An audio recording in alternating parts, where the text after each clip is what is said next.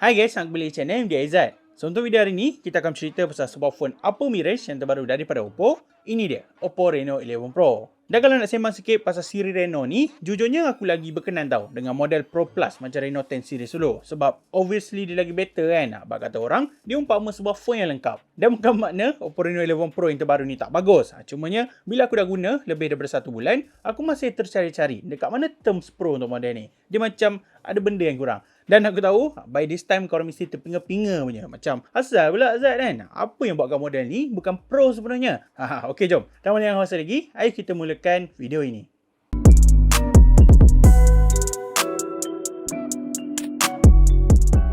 Jadi apa kata kalau kita mulakan video kali ni dengan bercerita mengenai rekaan luaran dia terlebih dahulu. Dan aku akui, daripada dulu lagi, Oppo memang pandai buat Reno series ni nampak lebih stand out berbanding phone mid yang lain. Dia punya design back panel tu, serius cakap, memang cantik lah bagi aku. Dia ada design yang eye-catching, dia menarik perhatian aku, sedap mata mandang. And kalau kita tengok betul-betul dekat back panel dia, kita boleh perasan lah warna pearl white yang terbaru ni memang ada kemasan ala-ala abstract. Lepas tu dia juga ada efek sparkling gitu. So masa kita tengok phone ni, daripada jauh ke ataupun daripada sudut yang beza, rekaan back panel dia memang menyelah gila lah. Dia bersinar-sinar, nampak cantik je kan. Aku pun tak nafikan benda tu. Namun di sebalik keindahan dia, ada satu benda yang aku tak berapa gemar, iaitu dia punya rekaan mode kamera. Setiap kali aku pandang, aku terus macam, aduh, apa yang Oppo nak tunjuk ni? Aku rasa dalam seminggu juga masa aku pakai kan, aku cuba cari sebab kenapa Oppo mengetengahkan rekaan sebegini. Tapi sayangnya, aku still tak jumpa. Yes, rekaan kamera dia tak adalah buruk atau teruk pun. Cuma bagi aku, kedudukan dia tu je yang tak berapa kemas. Itu je. Lain-lain pasal design dia tak ada masalah pun. Dan sebagai consumer, aku personally memang prefer lah untuk ada body yang nipis, yang slim seperti Oppo Reno 11 Pro. So bila kita pegang atau masukkan phone dalam poket, kita tak adalah rasa bulky sangat kan. And then finishing dekat warna pearl white ni pun jenis fully matte. Jadi katakan korang nak guna secara naked pun takkan ada isu lah. Aku rasa sepanjang aku pakai, aku memang tak pernah guna langsung casing sebab aku suka dengan back panel dia punya finishing kan. Memang sedap tau. Lepas tu kita juga dapat merasai dia punya solidness, slimness, apa lagi kan. Senang cakap, back panel dia tak mudah kotor lah. And then kalau kita nak cakap pula pasal skrin hadapan dia, yang ni memang best. So Oppo Reno 11 Pro obviously gunakan skrin jenis curve, 3D curve, hadir dengan OLED panel yang berukuran 6.7 inci. Dan macam biasa, skrin dia juga ada resolusi sampai Full HD+, support dynamic refresh rate setinggi 120Hz, ada maximum brightness nits sebanyak 950 nits saja. Dan dari segi color, dia juga terdatangkan dengan 10-bit color berserta HDR10+. So untuk lain pelbagai jenis konten, sebagai contoh dekat Netflix ke, nak tengok movie, aku bagi tahu siap-siap korang sebenarnya tak payah risau banyak benda. Maybe aku boleh cakap yang skrin hadapan dia dah ke arah flagship level lah. Walaupun secara hakikatnya tidak, pasti you feel enjoy masa layan movie ke apa, memang best lah. Aku sendiri dah layan pelbagai jenis K-drama, anime, cerita boboiboy dekat Netflix gunakan screen phone ni, dan aku puas hati je dengan kualiti yang dipaparkan. And memandangkan Oppo Reno 11 Pro hadir dengan OLED panel, so kelebihannya korang pun dapat menikmati lah security jenis in-display fingerprint scanner. So far fingerprint scanner dia memang okey, tak ada masalah susah nak scan ke, tak ada isu lambat kesan cap jari dan sebagainya. Cumanya kalau kita nak cerita dengan lebih mendalam, ada je beberapa benda, certain part yang buat aku rasa kurang puas sepanjang guna Oppo Reno 11 Pro ni. Yang pertama, kecerahan nit screen dia lah kan, memang kurang bagi aku. Setiap kali aku guna dekat luar, aku mesti kena cover sikit screen phone ni sebab dia nampak macam malap tau. Kadang tu ada jugalah rasa menyirap. So katakanlah kalau korang ni rider ataupun consumer yang selalu guna phone dekat luar, dekat bawah cahaya matahari, aku bukan tak recommend, tapi jujur cakap agak struggle lah untuk guna dekat outdoor. Dan yang kedua pula, mestilah dari segi setup speaker. Okey, aku faham Oppo Reno versi Pro ni memang payah nak ada setup stereo speaker. Tak silap aku, dekat model 10 Pro dulu pun tak ada. Ada dekat model Pro Plus je. Tapi yelah, harga dah capai 2,500, takkan just bagi mono speaker je kan. Dia macam tak selaras tau. And of course, dia ada wujudkan rasa spoil juga dekat situ. Lagi-lagi masa korang nak tengok video secara landscape ke, yes, memang rasa kurang shock. Dan even korang nak main game pun, kita ada potensi untuk tutup lebar speaker dia. Cumanya itu je lah komplain aku. Kalau nak cerita dengan lebih mendalam, lebih details, mono speaker dia layak je untuk dikategorikan sebagai setup speaker yang bagus. Aku suka juga dengan dia punya bunyi kan. Bagi aku bunyi dia lantang, kuat, bass superb dan lain-lain. Tapi still, dia rasa kurang immersive sebab bukan stereo. Okay, so apa kata korang lain dulu hasil audio yang datang daripada setup mono speaker smartphone ni. I know you told your friend you're not okay, and tell me what's wrong and why you never said you felt that way. Guess you're trying to stay strong and fake a smile until I look away. But I've known you too long, it hurts to watch your blue eyes fade to grey as you fade away. As you fade away.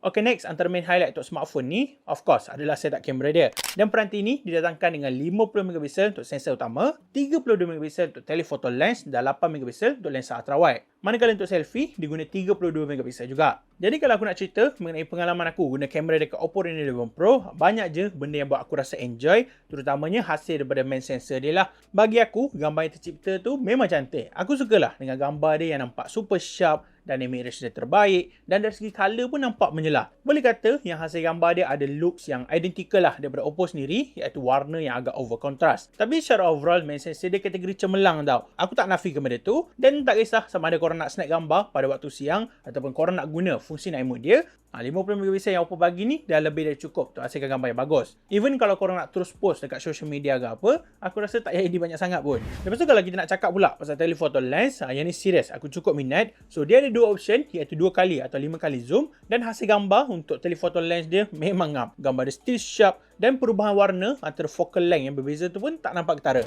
Dan let's say lah korang nak snap gambar portrait mode guna telephoto lens dia, yes, dekat sini korang tak payah risau. Sebab aku sendiri berani jamin tau korang akan dapat hasil yang terbaik. Aku puas hati gila, dan aku recommend lah untuk korang cuba sendiri telephoto lens daripada Oppo. Tapi kan, dalam banyak-banyak benda, ada satu je kekurangan dekat setup kamera dia yang buat aku rasa macam geram lah kan. Sepatutnya dengan harga jualan dia, Oppo boleh consider untuk upgrade lensa ni. Sebab ni lah antara lens ataupun setup kamera yang kita akan guna selalu kan. So apa benda yang kurang tu Aizat?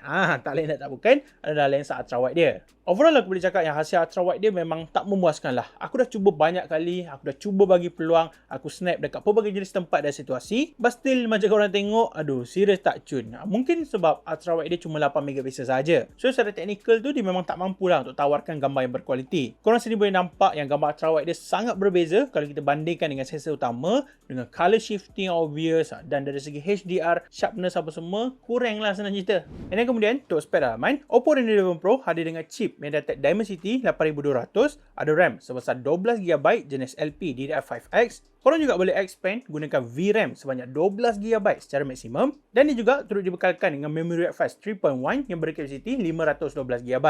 Dan aku faham masih ramai lagi yang agak skeptikal dengan penggunaan chip daripada MediaTek. Ramai yang masih was-was dan sebagainya. Tapi terus terang beritahu korang, chipset MediaTek sekarang memang dah improve banyak. Kena pula chip yang digunakan pada Oppo Reno 11 Pro ni berteraskan 4nm, jadi tahap kecekapan ataupun power efficient dia kategori superb lah. Walaupun secara hakikatnya kita masih tak boleh nafikan yang Oppo Reno 11 Pro ni hanya kelas mid-range, but still kalau korang nak guna untuk buat kerja yang berat, korang nak main game apa semua, memang tak ada masalah. Aku sendiri pun dah test main game COD Mobile, dan aku agak impressed dengan performance chip ni. Aku tak pernah rasa lag langsung, tak ada masalah stuttering issue dan lain-lain. Cumanya, kalau korang plan nak main game yang terlalu berat macam Diablo Immortal ke, dekat sini dia ada potensi untuk rasa jaggy sikit. Dia tak jadi selalu, kadang-kadang je ada. Tapi apa yang aku rasain bila aku main game tu je lah, aku hadapi beberapa masalah. Mungkin disebabkan chipset MediaTek ni belum fully optimized dengan game Diablo Immortal tu. Korang pun tahu chip MediaTek ni dia lambat sikit nak adapt apa semua, aku pun tak faham.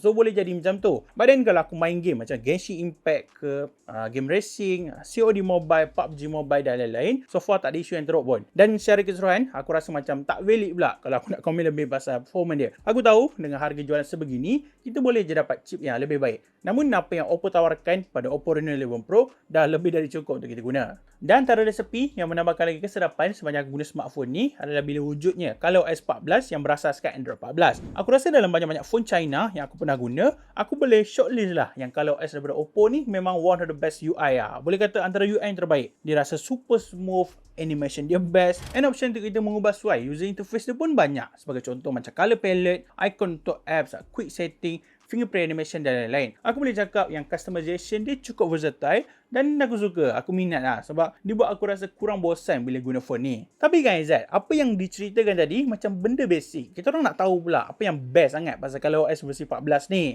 Okey. So ada banyak sebenarnya penambahbaikan yang Oppo cuba terapkan pada OS terbaru diorang. Cumanya untuk aku sendiri ada satu je main features yang aku nak highlight, dan dia sangat berguna untuk keperluan aku. Jadi antara elemen terpenting pada ColorOS 14 yang sangat menarik perhatian aku adalah fungsi Smart Efficiency. Dan dalam features ni pun ada pecahan dia lah, iaitu Smart Touch, Smart Image Mapping dan juga File Dock. And ketiga-tiga benda ni, aku boleh jalankan dia secara serentak tau. Sebagai contoh, kalau aku nak crop gambar daripada galeri ke apa, aku dah tak payah susah-susah tau nak convert image tu jadi PNG. Aku just guna je features tap and hold dekat gambar yang aku nak crop. Lepas tu, dia akan auto buat dan aku drag dia pula ke dalam File Dock. Dan sama jugalah dengan teks. Let's say aku nak copy penerangan daripada Google sebagai rujukan aku dah tak perlulah nak beri tulis satu demi satu macam dulu kan. Sebab sekarang aku boleh je directly copy teks yang aku nak, dan sejurus dengan itu aku bolehlah pergi dekat aplikasi Notes dan paste balik terus kan apa yang aku dah simpan dekat file doc awal tadi. Mudah kan? Aku boleh cakap yang feature Smart Efficiency ni memang antara fungsi paling smart, paling berguna lah untuk aku.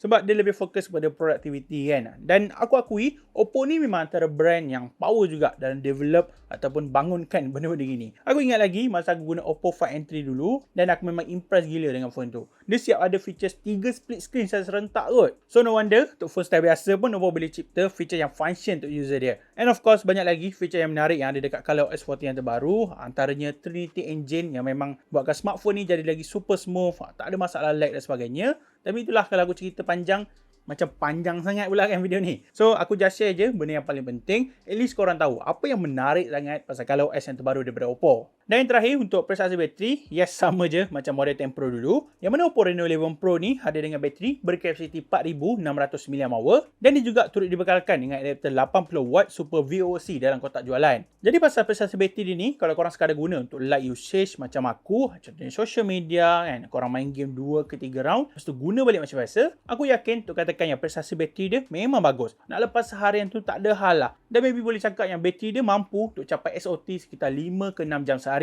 But then katakanlah korang guna phone ni secara heavy, korang push main game gila-gila, phone tak lepas daripada tangan langsung, yang ni pisang sikit. Mungkin dalam sehari tu kena 2 kali jugalah charge. Tapi korang tak payah risau kalau habis bateri pun, sebab adapter 80W yang Oppo bagi ni serius laju. Aku dah try dan dia perlukan masa sekitar 30 minit saja untuk penuhkan bateri dekat smartphone ni, which is memang dah cukup laju lah. Aku rasa kebanyakan masa aku banyak guna Oppo Reno 11 Pro ni sebagai phone untuk social media je. Macam contoh IG story, komen gambar, social media posting, IG, Facebook, TikTok dan sebagainya. Dan pernah juga beberapa kali sebelum aku pergi kerja, aku terlupa tau nak charge. Tapi biasalah kita ni bila bangun pagi, kita kan tak tengok benda lain. Kita tengok phone, tengok bateri pula time tu 16%. Siapa tak kecewa kan? Tapi macam biasa, aku cucuk charge, aku pergi mandi, sarapan apa semua. Tengok balik, dah penuh bateri dia. So, charging dia memang superb. Aku akui benda tu, dan aku pun tak payah menggelabah kalau bateri cepat habis ke apa.